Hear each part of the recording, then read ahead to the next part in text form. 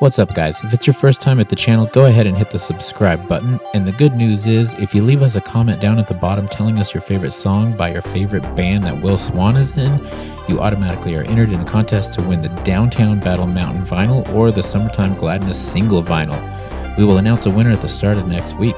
Anyways, onward to the video where me and Will Swan nerd out in a van down by the river.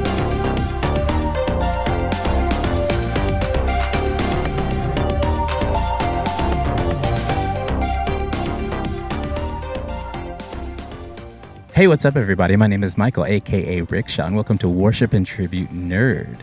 Today we have a very, very special episode. We have my buddy here, Will Swan. Yo, yo, yo, yo, yo. What's been up, man? I'm on tour right now. Yeah? That's pretty much what's up. I just finished guitars on the new DGD. Nice, nice. And I have a new girlfriend. And that's going really well. Yeah, there's a lot of stuff going on in my life. Right. So, you know, actually, my girlfriend was asking, like, yo, like, how's this guy have time for a girlfriend? You know what I mean? Like, with so many bands and stuff? Yeah, I mean, this year, I think I put myself at, like, 6 months away from home, 6 months at home. Okay. So, yeah, being in a relationship with a musician as active as I am, you definitely have to be okay with some of that long distance. Right. But there's ways to go about that. Like, we'll watch movies together and text, and it helps if it's a kind of shitty movie. Right. Because then you can roast it the whole time, you know, and just talk mad shit. We really like talking shit on Robert Duvall. Nice. Yeah, there's so many good insults. I used to have a homie that had insomnia real bad, and he would text me while Saved by the Bell was on, and we would just talk shit about Slater like the whole time. Slater? What? Yeah. He's the sickest guy on that show. I know. That's why we hated him. We were like, he's so hot. Why does, you know what? We were like, Kelly Kapowski's gonna pick him. You know, he's the hunk. He is the hunk. But Zach won in the end, you know. We never saw it. We don't know. Yeah, I mean, the show only shows so much of their lives. Who knows who ended up with who? Right. That could be revisited, honestly. Yeah, it's true. I heard there was a Saved by the Bell reunion. Yeah. I mean, Mario Lopez looks way better than Mark Paul Gosselaar now. That's true. So I think if Kelly had a choice now, she'd probably leave Zach. I mean, Mario Lopez he's still got quite a career, you know. He is. Where's Mark Paul Gosselaar? Where's he at? I don't know. I know he was in that movie like White Fang or something. Did you ever see that? I don't know. There's a movie where unless I'm hallucinating, he was in a movie where a bunch of kids get lost in the wilderness. And I remember at one point they drink water from a stream, and he's like, "No, you got to boil that water." And then everyone gets sick. And I was like, "Oh, Zach's smart." I think the last movie I saw that was like after Saved by the Bell was Dead Man on Campus. Did you ever see that? Yeah, I had the soundtrack. We always talk about this. It wouldn't be good for 2019 because he's like trying to get people to kill themselves. Yeah, that movie probably didn't age very well. Right. So you just finished the new DGD. I did. And this is your first tour with Royal Coda, right? It is. So how's it been going? How's the vibe with the band and everything like that? It's awesome. Yeah. It took a couple shows to get kind of into the groove. Oh, it always we're does. there. Yeah. So, yeah, every show's been awesome. I've always said that I feel sorry for kids that go to like the first 2 shows of any of their favorite band or whatever, because it's like, you know, there might be problems. I always think of the first few shows as a warm-up. Yeah, exactly. Not that I don't try.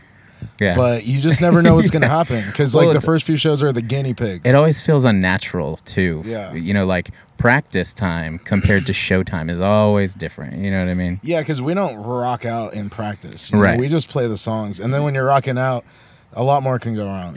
And you're tired as fuck. You're like, oh, man, one song deep? What? Yeah, it affects your brain, too. Like, I mean, if you're just sitting playing the songs, you're taking everything as it goes. You could be like, man, I'm just killing it. But then if you're rocking out, you know, you're forgetting to make transitions or I forget to press a pedal, and just like it takes a few shows for that to turn into muscle memory. Exactly. So I'm glad that's going well. Hopefully you have a great tour. Yeah, good so far. Do you have a release date for DGD?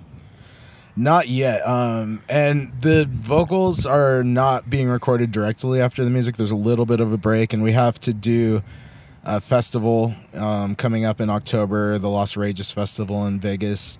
So I think vocals are going to be kind of split up. So there's some recording, then practicing for that show, and then after that show, more vocals, and then of course the mix and master process. And it probably won't come out till next year. Right. Well, I look forward to it. Thank you. Also, if you're going to Vegas, I heard there's a Tim Burton exhibit opening up. So maybe, really? Yeah. So maybe while you're All there, Planet of the Apes. He did that horrible Planet of the Apes remake. Did he? Yeah. Oh shit! Yeah. I didn't know that. If you're watching, Tim, I love all your other stuff. Hopefully, Tim Burton is watching. So, I hope so too. yeah. With Helena Bonham Carter. Oh wait, no, they broke up, didn't they? I have no Maybe idea. they got back together just to watch this podcast. Yes, let's hope so. It's possible. All right. So now let's bust into the nerdy. What have you been watching? What have you been reading? What's your deal? What's going on? A lot of stuff. Let's see. I've been kind of getting into anime more. Mm-hmm. Like I just watched that Netflix Castlevania series and I liked it a lot. Oh yeah, I've got Death Note and One Punch Man on my iPad downloaded to watch on this tour. I actually just this week was telling one of my buddies, like, he loves like murder mysteries and like solve it kind of things, and I was telling him like he hates anime though. He just won't fuck with it. And I'm like, you should watch Death Note, the anime, not the movie. And it's just like, it's an intense game of like two of the smartest people trying to catch each other. Like one works for the cops, one's the guy writing the Death Note, killing people. Every episode ends with like some shit where you're like, he's gonna find out, and then it's like, no, we got away with it. You know what I mean? So it's intense. It. Yeah. I've heard so many good things about it. Yeah, I love shit like that. And Berserk's probably my favorite anime. That really got me hooked. Like, I've never had anything against anime. Right. I love the classics like Akira, Ghost in the Shell, but I just never dived too much into too many of the TV shows. I've seen a bunch of Dragon Ball Z, and I like it because it's so cheesy. Yeah. I love the numbers and shit that they just throw out all the time, the power levels and stuff. But there's so much good stuff, but it's hard because I've got a backlog of stuff to read and watch. I just not too long ago read Black Hole, the graphic novel about Charles Burns.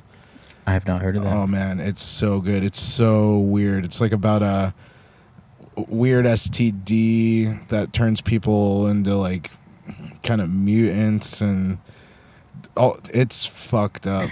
But I loved it. Like I went and immediately bought all the Charles Burns graphic novels I could after reading it. Nice.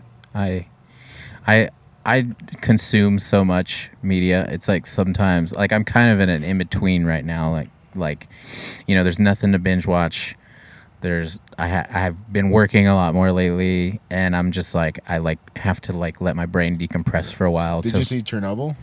I did not. You know what? You gotta binge watch. See, that's what everybody keeps telling me, but I was like in the middle of like watching The Good Place, the new season. I've never seen that. And that's a really good show. I think it's sick. So yeah, I was having my life devastated by how bad the last season of Game of Thrones was, and like one of the saving graces was that Chernobyl was actually filling that like amazing television hole void. In my life. Let's go there, man. What you hated it?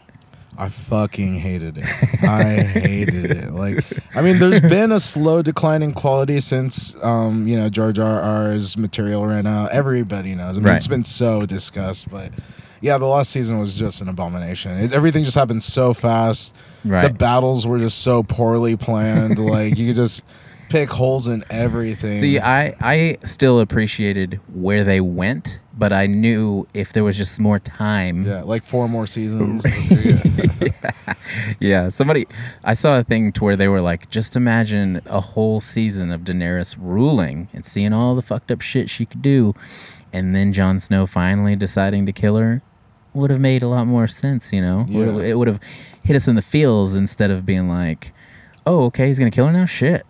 Already? Yeah. And I'm sure in the books it'll make a lot more sense. Right. If he ever finishes them. Right. Yeah. I'm sure he will someday. I'm sure. I don't know. I'm sure he's like in a room somewhere being like, and they'll wait forever. I'm not sure. I don't know if he's trolling on purpose or It seems like it, Yeah. because even whenever that last season came out, there was like a quote that was like, "You don't get to pick where art goes," and stuff like that. Yeah. So I'm just like, it seems like he's just like, everybody hates it, whatever. I'll finish it soon. I'm really interested to see how the Game of Thrones spin-offs perform, though, because like Right. everyone I know was so disappointed. They're just like, fuck that shit. Yeah. So I wonder if they're even gonna approach the level of popularity. I really doubt it. I don't know. I'm sure there's like still, I bet you there's still a mainstream audience that claims that they hate it to all their friends, but then they're secretly like, I'm gonna be there, like, but I'm just not gonna tell anybody. So That's not me. That's not me. I hate it. No, I don't hate it. I did not like how they ended it, and I thought it could have been better. And it kind of ruined the earlier seasons too, because all the things they kept building up, like the Night King, just led to, and it's complete spoilers. right.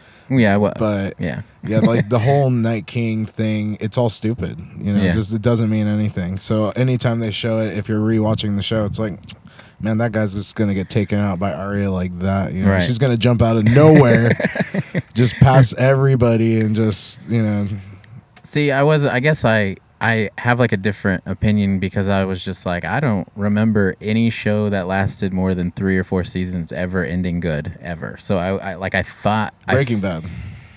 See, I liked, but a lot of people still hated the ending to that.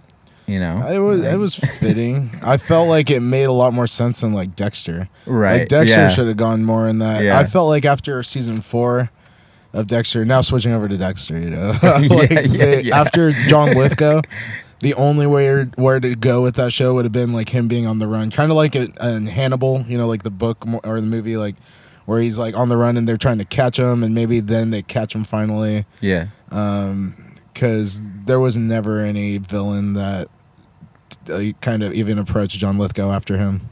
See, I planned on watching Dexter after the whole thing came out, and everyone talked so much shit about the ending. You did. I just never got around to it. Dude, if you watch the first 4 seasons, it's amazing. Just quit after the 4th season. You don't need to go any further. It's on my list. Yeah. So, if I ever like get fired from my job, I'm like, I got some time.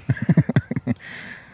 But what's your thing? Like, what's your overall thing? That like, I would say that X-Men is like my overall thing. It's just like, no matter what happens, even with all those shitty X-Men movies, I'm like, X-Men's still the shit. And in the comics and whatever, those movies can do their own thing, but I still love X-Men. What's your thing? X-Men. Oh, yeah? Yeah? You're X-Men dude? I am an X-Men dude. I have collected the Uncanny X-Men Chris Claremont run from the very beginning in the 70s. Hell yeah. All the way through to the end. And I bought a whole bookshelf just for my X-Men Omnibus collection. Yeah. And it fills the whole thing up. And I've been reading through it, and I read a lot of it when I was a kid. Like, that was my one comic that I read the most of. But I read like the first omnibus and a half and was like, okay, with all the other shit that I read and do, this took me about like this amount of months. And then I looked at all my omnibuses. I was like, it's going to take me 10 years to read this. Dude, yeah, it's an investment of time. Yeah, I've collected X-Men comics since like 5th grade, and it's just, there's no way you will ever get all of the runs that you want, you know what I mean? Yeah. And all of the books you want, and there's always a book in my mind that's like special, like say X-Men 101, the first appearance of Phoenix, Jean Grey Phoenix. I was like, I'm gonna buy that shit before Dark Phoenix movie comes out. Never happened. And then Dark Phoenix fucking took a shit. Man, I haven't seen it yet. You haven't? No, I'm afraid. Yeah. You should be afraid, man. I'm pretty afraid. Yeah. It looks so bad. I'm gonna have to prepare myself. Right. So, Dark Phoenix, all shit aside, are you excited for X-Men in the MCU now, moving forward? I don't know. The MCU is going to be interesting. I really liked Infinity War. I loved it. I thought this was a really great setup. And then Endgame was a little disappointing to me because I'm not a huge time travel and movie fan. I think, and they even went out of their way to be like, yeah, it's done so poorly in this movie, and then they go and do it poorly in their own movie, and I was like, but it's comics, you know. Yeah, like but I mean, they've done such a good job of making it seem like it real worldish, except for the quips, you know. They kind of grounded it, you know, like the whole UN bombing and stuff. You know, they like bring it. It was just really. It felt very real. And then Endgame was. It went full comic book. Right. And just I didn't like that. You didn't like it. I was like, it should have ended grounded. Did you still feel the feels for the scenes though? I don't know, because I was like, how did Captain America get there with the way that time travel works here? Like, and did he just sit through all the stuff that happened? And I was just thinking all these things about the logistics. And Tony Stark, that was a little sad, but not as sad as Spider-Man in Infinity War. That caught me in the feels. Or Spider-Man now. What's happening with it? We'll see. Like, I loved Far From Home. Yeah, like, I was Far so From good. Home was so sick. I mean, Jake Gyllenhaal's great in everything. I especially love his more recent career choices. Like, he chooses these eccentric characters. Like, he was great in Oakjaw. He was great in even Velvet Buzzsaw and Nightcrawler. Like, dude, Velvet Buzzsaw was sick. I loved that movie. I did too. Yeah, I mean, he's just all over the place, and he kills it. Like, he's one of my favorite actors. A somewhat B movie that's a horror flick that's like going to be shown on like some platform like Netflix or something. I'd be that actor. You know what I mean? Like, sign me up. I want to do like movies that most mainstream people have never heard of, and they're horror movies and shit. You know what I mean? I'm a huge horror movie fan too, so that would be a lot of fun. Like, I'd even make just a low budget homemade horror movie, just to try and fuck with some of those effects. You know, try and see how Tom Savini did some of that stuff back in the day, and just, you know, have some fun with it. Have you seen Phenomena or Creepers? I don't think so. Oh my god, you have to see it. It's got the best monkey scene of any movie I've ever seen. Like, and I don't even know if it's a monkey. It might be a different type of primate, and I'm getting it completely wrong. But I'm gonna call it a monkey right now, and it has a scene that's everyone needs to see. Yeah. If you can make it to the end of this movie, Phenomena. It's an old Italian horror movie, I think, with like a very young Jennifer Connelly, but it's great. Oh, nice. Yeah, I've grew up on horror movies. I was like that dude. I was that kid that would like read, Scary Stories to Tell in the Dark. Remember that book? Yeah. I would read those like every day, and then I would go home, and then at night I would knock on my brother's door and be like, "Can I sleep in here? I'm scared." And he's like, "Quit reading scary books. Quit watching scary movies." And then I would like the next day be like, "Do it again." I'd be worse. I'd like sneak into my parents' room because my parents like scary movies, and they wouldn't know because of the way that the room was designed. Like I would just crawl in there, and I'd like sneak and watch The Omen and different horror movies. Yeah. But then at night, when the lights are out and I'm a little kid, I'd just be like, "Mom, hey, there's some shit in the bedroom. Yeah, what's in here?" Oh, I remember Unsolved Mysteries used to scare the shit out of me. You remember that show? Yeah. And it had that theme music. Oh yeah. See, that was Small Potatoes, because my cousins would play like movies like Chucky and stuff, and be like, "Oh, you're scared?" Well, see, it's like, no, and then I'd watch it and Unsolved just get freaked Mysteries. the fuck out. Unsolved Mysteries would be like about real cases or whatever. And I remember one they were talking about like this old school bunk bed that was in the family, and anyone who slept on those beds would see weird shit, and they thought they were haunted, so they would like move different places, but they'd always take the bed frame that was like handed down from like generations, and then they finally thought like, whoa, maybe it's that, and like the kids would like scream in the middle of the night and be like, "There's an evil lady standing behind the door looking at me sleeping," and shit like that. And so when I was a kid, I was like, "Is this real, Dad?" And he's like, "Well, they say it is." And I'm like, "No, it's so scary." So yeah. That's fucked up. Yeah, it is fucked up, dude. Your dad was traumatizing you, man. But I lied to my parents when we went to go see the Blair Witch Project and told them that it was real found footage. Yeah. And they were fucking like white when we walked out. And they're black and Mexican. They walked out and they were straight white. Right. But then when we got home, the main actress was on like Jay Leno, you know, and they were like, "Wait a second, like, you little bastard." That's so good, dude. So, oh yeah, X-Men. Back to X-Men. Yeah. So have you, now that the MCU has the X-Men, they have revamped the comic. So they just did they're in the middle of doing a 12-issue reboot of the whole franchise, and it's been insane. Like it's amazing. I don't know, man. I'm not into any reboots stuff. Do you want me to? I'm a purist. Do you want me to tell you what it's about? Yeah. I want to know. So it's called House of X, and then there's another issue called Powers of 10. 1 year later. Yeah. So all of these alternate realities we've seen in X-Men comics was like tied in to that's what's happening. It's like her lifetimes that she's lived in the past. I don't like that.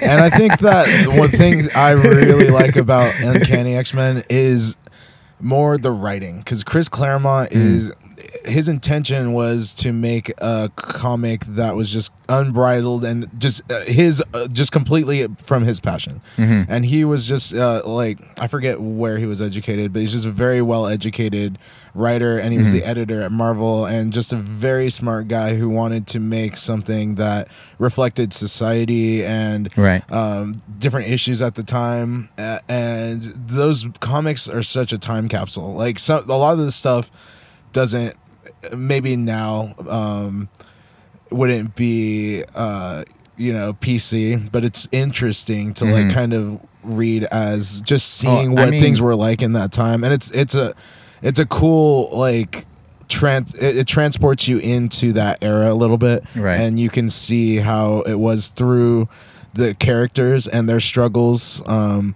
X-Men highlighted the struggles of the time very well, I thought, and I really like reading it for that aspect. Newer comics, I feel like the dialogue isn't as involved. Like, you could read it so fast, and the older X-Men comics, like, there's just so much dialogue and like inner speak, and you get to really flesh out the way everyone's thinking. And I love reading that. There'll be like one page and it's just words all the way down. It's like reading novels almost, and I enjoy that aspect of it. It's like a really well thought out and conceived comic. Yeah, I mean, I agree with you, but I am, for the first time, I'm excited for the X-Men comics. You know what I mean? Because, they when they didn't have the movie rights, they were kind of just like, whatever, X-Men, kill them. Fuck it. We're not making money off of them. Kill them. So now, the MCU has the X-Men, so they're like actually pumping. Is Jonathan Hickman. He's like known for reinvigorating like a franchise. You know what I mean? Like, I think he did a Fantastic Four run that brought him back, and shit like that. Yeah, I was super excited with Days of Future Past movie, because I thought they did a great job of going back to that era, like the comic books, and like making X-Men deal with those problems from that time, and seeing that aspect of X-Men, which wasn't really a part of the more modern like X and X2 that came out. I mean, which X2 was awesome. Yeah, I think the main problem about and the reason that Days of Future Past was so good is because that was like the first time they actually took a good story from the comics and tried to make a movie out of it. You know what I mean? It's like the rest of them, they were just like making shit up. Like, hey, what should we do? I don't know. Rogue's like into Iceman or whatever. Yeah. And you're like, okay, whatever. So yeah, I felt like the first X-Men movie was pretty boring, and then this X2 was entertaining, but it was like a Hollywood X-Men movie, right? Yeah. And then for First Class was in the right direction, but still also not really quite there. And then Days of Future Past was like, this is what X-Men movies should be. Like, if you just did this, take the best stories, put them in that time period, and like just let them play out. That is how to make sick X-Men movies, in my opinion. But then they just keep time jumping, and going way too far into the future, and it's like, just let it be where it's supposed to be. It was so disappointing that they fixed everything, and then fucked it all up again. You know what I mean? Apocalypse was a disappointment. And then it got to a point where like they didn't even. Okay, so like I'll tell you the beginning. I know you haven't seen Dark Phoenix, but at the end of Apocalypse, she like unleashes the Phoenix, right? When Dark Phoenix starts, they just pretend it never happened, and she gets Phoenix powers. You know, so she's always had them in there. Yeah, so you're like, what? You're like, whoever wrote this forgot to watch their own fucking movie. Yeah. But I mean, I think no matter how X-Men goes with the MCU, I think it will be better. I think it will be, especially with the Russo brothers being interested in directing them. It can't be worse than where they were going, honestly. Yeah. So I'm excited, and I'm glad that they're not in the like upcoming slate. They're gonna give it some time, right? Like that's something that some of these movies need, like especially the other Marvel movies. Like I felt like after Endgame, it would have been great if they would just take like a year or two break from Marvel movies. Let people let that ending of everything sit, and then you get that yearning to see where it's going to go. Like, when are they going to bring back something, and then bring it back, instead of like, here's all these movies, and some of them are even throwbacks to like that era that we already revisited in past and should be moving forward from. And it's like, I mean, I think that Black Widow should have been done way long ago, and now doing it now, I just don't care. I think that they have a way of connecting things that you would never have thought of, like, and I think that's what we're gonna see in the Black Widow movie. I think they did, but I thought Captain Marvel was really bad. It was just, it didn't, tonally it made no sense. And the movie was like, it felt like three different movies that didn't go together. You know, it's like a road movie, and then a like Top Gun movie, and then like I was gonna Alien say Top movie, Gun. And it's just like it didn't connect. I really liked like other movies. I liked Captain Marvel, but I also am not invested in that character very much. You know what I mean? So like, so I was like, yeah, it was entertaining. Like, I was into it. You know what I mean? But if I was a Captain Marvel fan, then I might have been more upset. But you know, to me, it's like, but I also have the stigma of X-Men. So people are like, oh, I hated Captain Marvel. And I'm like, have you seen the X-Men movies? Yeah, I mean, I didn't like Captain Marvel, but I will say it's probably better than X-Men Apocalypse. Right, yeah. So that's the only thing I could ever bring up with anyone who hates anything at all. I'm like, they fucked up X-Men. Yeah, that's near and dear to me. Right, yeah. I'm ready. And it's sad to say that if they, let's just say months down the road, they tweet a picture of like Cyclops wearing his real outfit, everyone's gonna lose their minds already. You know what I mean? Like the bar is fucking low. I want to see Wolverine in the yellow suit. Yeah, I don't care how stupid it looks. Or the orange too. I like the orange and brown. You know what I mean? That one. The orange one's fine. Yeah, just one of those old school suits. Like, I don't care if it looks dumb. I mean, have you seen Carnival Row? Half those people look really stupid. So I mean, just let it happen. And also, like, they're so into costumes in the MCU. You know what I mean? Like, we get a Spider-Man movie, we're definitely seeing him in like 2 or 3 costumes. You know what I mean? So I can't wait to see from movie to movie what X-Men costumes we get. You know what I mean? Yeah, I think they kind of copped out on the first few, where it's just, you know, everyone's in a uniform black suit. It's like, it was a shame to just be X-Men. Kind of just let them, you know, X-Men's about letting their freak flags fly. Exactly. You know? It's like a group of punk rock kids. Yeah, a bunch of weirdos who get together. And that's the point. They like design their own shit. Yeah. Like, I remember an X-Force comic whenever, like, okay, so like the New Mutants graduate and become X-Force, and then like all this, you know, drama happens after they become their own unit. And then I remember reading an X-Men comic where they come back to the school to hang out with the X-Men and talk to Professor, and then Professor kind of like gives them a blessing, like, you're all grown up now, you know, do your thing. And they sit around designing new costumes for themselves at one point. And I was like, this is so sick to see them all, because they would like come out in their new costume, and then, you know, somebody would be like, boo, it looks like crap, and you know what I mean, like stuff like that. So yeah, I love X-Men. And I'm glad I found another X-Men, you know, person. I'm a junkie. I'll rewatch the cartoons all the time. Oh, dude, I was so upset because Hulu took them off. Oh yeah. And there was a day where I was like, oh man, you know what? I'm gonna go home and watch X-Men. And I was like, yeah, can't wait. Yeah, I was like, ooh, I'm gonna smoke. Yeah, get ready. And then it's like, ba-doop. not on here anymore. I was like, what? Like, ruined my whole year. Yeah. Well, I can't talk about some of my favorite movies I've seen this year. Yeah, go ahead. Yeah. To nerd out on some film. I'd say my top 3 so far are Once Upon a Time, Under the Silver Lake. Under the Silver Lake came out this year, right? I don't know. I haven't seen either of those.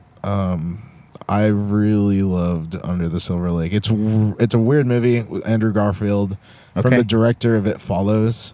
Ooh. And it's kind of one of those unreliable narrator movies where you're watching it and you don't know it's real or not. And it's pretty much told from the mind of the main character, and he's warped. So it's you see the world through his kind of warped sensibility, and it's cool. I love movies like that where you kind of have to decipher what's real and not, and find meaning in things. Like a David Lynch movie or something. Yeah, so I don't know if I think I've told you about this, but I wrote a novel, and it's kind of like that too. Oh, nice. It's like this guy wakes up and then somebody's tried to murder him. He doesn't know shit, and then like he slowly starts realizing. He like finds a little notebook, and it like tells him what he does. He's like a scientist. He sees all of his own inventions, and then someone is like, yeah, like 1888, and he's like, what the fuck? I know I don't belong in the year, or 1888. Like, what the fuck? So he like eventually realizes he invented time travel, and he's like involved in some like weird shit where he got sent back in time, and he's like just got to find his way, but there's some things where like he thinks he knows what's going on, but he's kind of crazy. Yeah. So you'll have to send that to me. I'll definitely read it. Yeah, I'll definitely do that. I want to make it a graphic novel. So I want to get into graphic novels, but all my ideas are too fucked up. No, man. They're too fucked up. Yeah. They're like either sacrilegious or just like, I don't know if this is a good idea. Yeah, well, I'll come up with something tame enough for the public eventually. If I ever go down that road and make it happen, I will hype your shit up to the artist so we could work together. I'll be draw my boy's shit. That's what I'm in the middle of doing, honestly, hunting down an artist that would like. That's hard. Yeah, because it's expensive, and also it's just hard to find somebody who's gonna embody what you want your comic to come across as. Especially because it's like a 300-page novel. So when you translate that out, it's like several graphic novels. You know what I mean? Like, you just kind of have to focus on one at a time. So go back to your favorite movies. Oh yeah, Once Upon a Time, Under the Silver Lake, and Midsummer. Ooh, Although I didn't think Midsummer was as good as Hereditary. I didn't either. Yeah, but it's still great. It made you feel disgusting. You know what I mean? Like, it does. Yeah, it's a good movie, and I kept waiting for like a twist, but it kind of just plays out matter of fact. Right. And it's really interesting. I want to watch it. I feel like that movie needs to be watched on like shrooms or something, because it's such a shroom movie. Yeah, like, and the background's like weird at like certain points, and I felt high when I left the theater. I was like, rubbing my eyes like, shit, seeing purple and like. Yeah, the one thing I haven't looked too much into it, but do you think that her family getting killed at the beginning has anything to do with like the cult, or do you think that's completely separate? I actually I read this theory that was saying that the guy that invited her may have set everything in motion to make her go there. You know what I mean? Like, so he had something to do with the murder that caused her depression, that caused her to want to go somewhere. You know what I mean? Yeah. And that's a pretty interesting theory, because that movie's so fucked. So we did a video on Midsummer, and my buddy Rabbit was really into it, and he's like, dude, like, there's so many parallels for like Wizard of Oz. Really? Yeah, because it's like you have a group of people and they all have different things going on. Like, there's the dumb kid, he doesn't have a brain, and like the main character, the main guy, doesn't have a heart because he's staying with his girlfriend because she's broken, not because it's all out of guilt, not because he actually wants to be. So it's like it's almost like every character is like kind of like Wizard of Oz, and then when they get to the place, there's like a yellow path of the flowers they follow through the woods to get to the place. Yeah. And he was bringing up all these crazy parallels, and I was just like, oh my God, it's like, it really is like Wizard of Oz. It's like a fairy tale but a horror movie, you know what I mean? So, yeah. Interesting. Yeah. I'll have to watch it with that in mind next time. Yeah. Because I'm gonna wait till I get it at home. They released a director's cut too. Yeah, I'm gonna watch the director's cut when it comes out.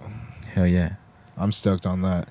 Yeah, those are my top 3 this year. And I'd also give an honorable mention to Spider-Man Far From Home. Oh, yeah. Because that's my favorite Spider-Man movie ever made so far, I think. It was good, man. It was pretty damn good. I thought they just captured the, like, youthfulness, quippiness, and, like, the fun aspects of Spider-Man. Because I also really enjoy Spider-Man. I'd say after X-Men, as far as, like, superhero comics go, he's easily number 2. And I just think it's so, like, okay, we don't know how it's going to play out right now with Spider-Man, you know. Yeah, no, who knows? But it's so fucked for Spider-Man Far From Home to leave on such a cliffhanger, the after credits thing. Yeah. The thing that would change the whole Spider-Man world. And then Sony's like, nope, we're going to do something else. Yeah. I can understand the Sony's decision as a business decision, but as an artistic decision, it's just objectively the wrong decision. Yes. Like, I mean, what they were moving, they just made the best Spider-Man movie ever. Yeah. And yeah, the cliffhanger makes you like want to see the rest, you know, what's going to happen. Yeah. And then it's like, no, we're going to make all the money. And we'll team it with this Tom Hardy shit that doesn't even go with it or something, you know. And I don't know what they're gonna do. Well, another thing that's so crazy to me too is like the highest money making movie Sony has under its roof at all is Spider-Man Far From Home. Yeah, it's like why? It's like wait a minute, the MCU just helped you make the biggest movie you've ever made. And you want to jump ship. It's all it's all like encapsulated by the meme I saw with Dr. Evil going, why could I make billions when I could make millions? Yeah, so good, dude. That's exactly it. But I just hate, we live in a complicated world, but I hate that we just can't get, like fans just can't have what they want sometimes because money's in the way. You know what I mean? So, and that's sad. But I understand business is business and everything's business now. So yeah, I mean, I guess I won't count Sony out till I see it. But I thought they did a pretty bad job with that Venom movie. Me too. Me too. It was pretty dumb, and it ended with a huge CGI, just bad blowout fight. Like you would expect a bad superhero movie to end like. You know, and also too is like everyone's hyped. Like, oh man, part 2 is gonna have carnage. Like we just saw a symbiote battle for part 1, and it was not cool. Yeah. And it was like I always say this too. Like when the people that like it, they're like, oh man, that was sick. I'm like, oh yeah. Have you ever thought about what it's about? And they're like, what do you mean? Here's what it's about. They bring down some symbiotes. Tom Hardy gets one. They try to get it back. That's it. That's all that happens. The whole damn movie. It's like it has no depth. You know what I mean? It's just they probably just wrote the script. They pressed record and they started being like, yeah. Go ahead. Make up a movie. Yeah, we'll see. They definitely don't have any visionaries like Kevin Feige. I mean, the Russos recently said that it was a bad decision for Sony, and there's no way that they're going to be able to match Feige's vision. So I totally agree with them. I think it was really dumb, but we'll see. You know, I'm going to still be optimistic because Spider-Man's my boy, and I don't want fucking him up. Yeah. And maybe they'll like pull out some big guns and hire a good director to oversee it. Because like if they do the DC thing where that the DC's doing now, where you pick just really good directors and let them run with it, maybe somebody else could take the reins, you know, that's not Sony, and they just step out of their way. Yeah. Kind of like DC's doing with the new Suicide Squad and they did with Joker. Right. Which I really want to see Joker. Me too. I heard good things. Yeah. But you know, like DC's broken my heart a lot. So me too. Yeah. So it's like the Matt Reeves Batman, dude. That's gotta be. I love Robert Pattinson. I mean, High Life was dope. Good Times, Good Times. That movie where he's with his brother, who's just a little off, and they just have a horrible night. Have you seen that? I saw the trailer for it. It is awesome. Yeah. Like, I think Robert Pattinson's been killing it post Twilight. Right. I mean, he even hates those movies. So. Yeah, and he's got The Lighthouse coming out, which looks amazing. That movie with him and Willem Dafoe, the director of The Witch. Oh. Yeah, it's coming out this year, and that's probably my most anticipated movie right now. I'm all about fighting games, and I just can't play on those Xbox controllers at all. Like, get my ass kicked.